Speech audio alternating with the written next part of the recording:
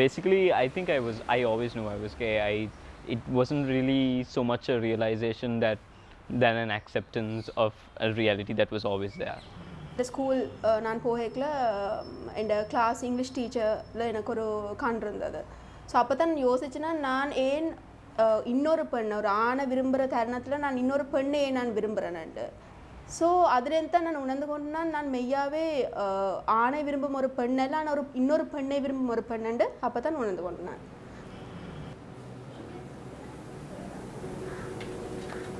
මගේ පළවෙනි අත්දැකීම තිබ්බේ තවත් පිරිමි ළමයෙක් එක්ක අවුරුදු 7 දී. කියන්නේ අල්ලපු ගෙදර ළමයාත් එක්ක. ඒක මට දැනුන්නේ නැහැ එච්චරම මේ ලොකු දෙයක්. නමුත් මම ඒකට කැමති වුණා. 14 15 16 කාලෙදී මට දැනුණා ඉතින් මගේ වෙනස අනිත් පිරිමි ළමයාත් එක්ක බලද්දී. ඉතින් මට තේරුණා මම වෙනස් කියලා. ඒ වෙනස්කමත් එක්ක මම ටිකක් බයත් වුණා. මං කවුද අයි මට මේ වගේ දෙයක් වෙන මට ලෙඩක්ද කියන එක. නමුත් මට නතර කරගන්න බැරුණා ඒක. මං දිගටම මේ මගේ පිරිමි වෙනුවෙන් තියෙන ආකර්ෂණය මං තියාගෙනම හිටියා. මට මේක නතර කරන්න බැරි වුණා මගේ ජීවිතේ.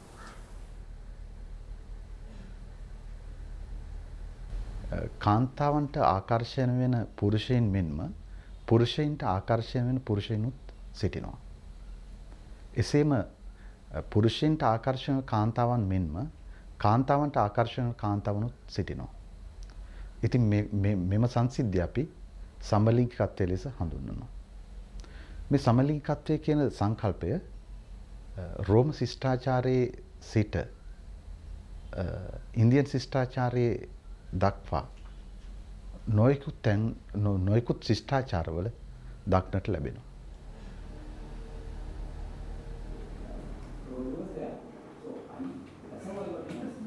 තුන්සිය 65 ආවගන්තිය ඉතිහාසය ගැන කතා කරනකොට ඒක ඇතුළත් වෙන්නේ දණ්ඩ නීති සංග්‍රහයට. දණ්ඩ නීති සංග්‍රහය ගේන්නේ බ්‍රිතාන්‍ය අධිරාජ්‍යවාදීන්ගේ යුගයේදී 1883 දී. පිරිමි දෙදෙනෙක් අතරේ පිරිමි ගෑනු කෙනෙක් වුණත් ගෑනු අතරේ වුණත් කාන්තාවන් අතරේ වුණත් මේ බලවත් අශිෂ්ට ක්‍රියා වෙනවා නම් ඒ අනුව වරදක් කියන එක තමයි මේ වගන්තිය කියන්නේ. මේ බ්‍රිතාන්‍යයන් මෙම දණ්ඩ නීති සංග්‍රහයට ගේන්න පෙර ලංකාවේ මේ වරදක් තිබුණාය කියන කොහෙම එකක්වත් මා දක්නට ලැබුණේ නැහැ.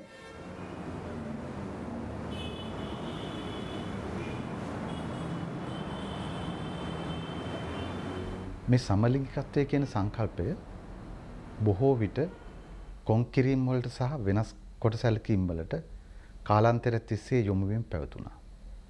කොන්කිරීම සහ වෙනස් කොට සැලකීම නිසා මේ පුජ්‍යලයෝ තමන්ගේ අනන්‍යතාවය හෙළි කරන්න බය වෙනවා. ඒත් එක්කලම තමන්ගේ අනන්‍යතාවය හෙළි කරලා ඒ අවශ්‍ය තොරතුරු ලබා ගන්න අවශ්‍ය සේවාවන් වලට යොමු වෙන්න ඒගොල්ලන්ට තියෙන අවස්ථාව අඩු වෙනවා. දෙමාපියන්ගෙන් ඒ බඳින්න කියලා බල කිරීම නම් අතහැරුණේම නැහැ. ඒගොල්ලෝ දැනගෙනත් මම සමලිංගිකයෙක් කියලා ඒගොල්ලෝ උත්සාහ කරේ මට කසාදයක් බැඳලා මගේ මේ පුරුද්ද නවත්තන්න කියලා. මොකද ඒගොල්ලෝ හිතන්නේ මේක පුරුද්දක් කියලා. டயவலுக்கு விலங்கையில் இது ஒரு சாய்ஸ் இல்லை. பிறக்கேக்கே நீங்கள் ஒரு லெஸ்பியனாகவோ அல்லது ஒரு ஆணை விரும்பும் ஆணாகவோ அல்லது இரு பாலாரையும் விரும்பும் ஒரு நபராகவோ பிறக்கிறீங்கன்னு அவளுக்கு விளங்குறது இல்லை. ஏன்னா அவளுக்கு தேவையான அவேர்னஸ் இல்லை அதை பற்றி.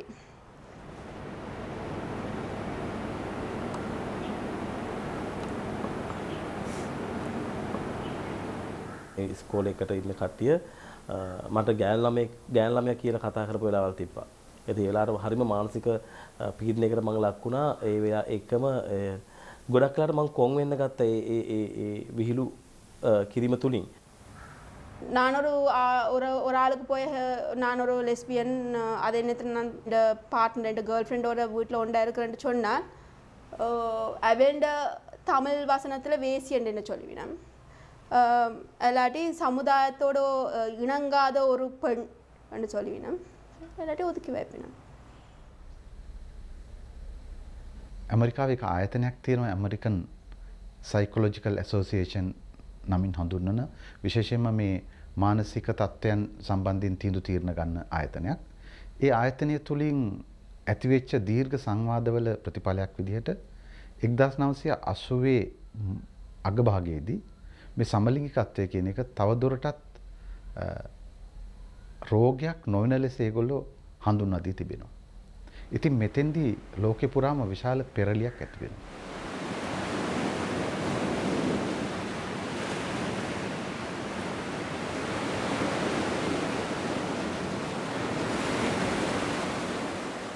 It's nothing different.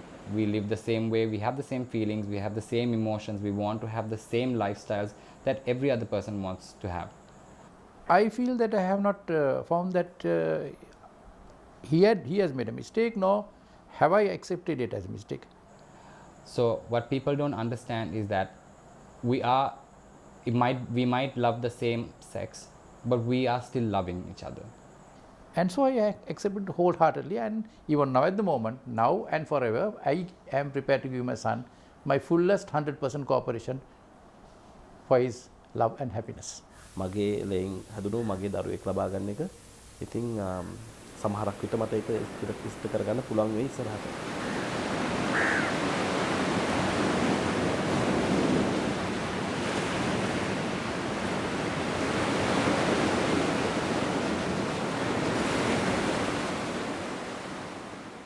ඉන්දියාව රටේ මේ මෑතකදී වෙනි නඩු තීන්දුවක් නාස් ෆවුන්ඩේෂන් කියන නඩුවේදී දීලා තියෙනවා.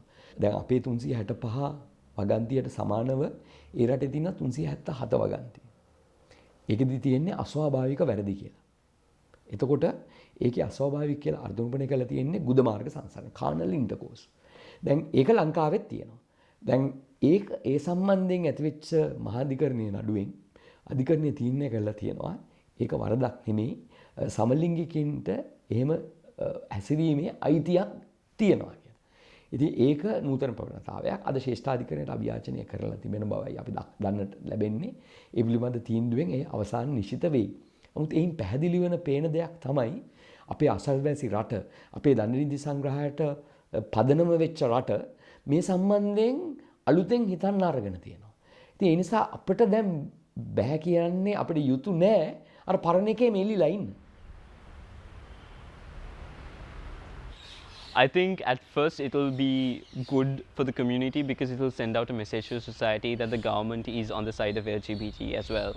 And that's a really important message to send because society has this negative perception of homosexual individuals and that perception needs to be changed. And the first place to start that is at the government accepting their people.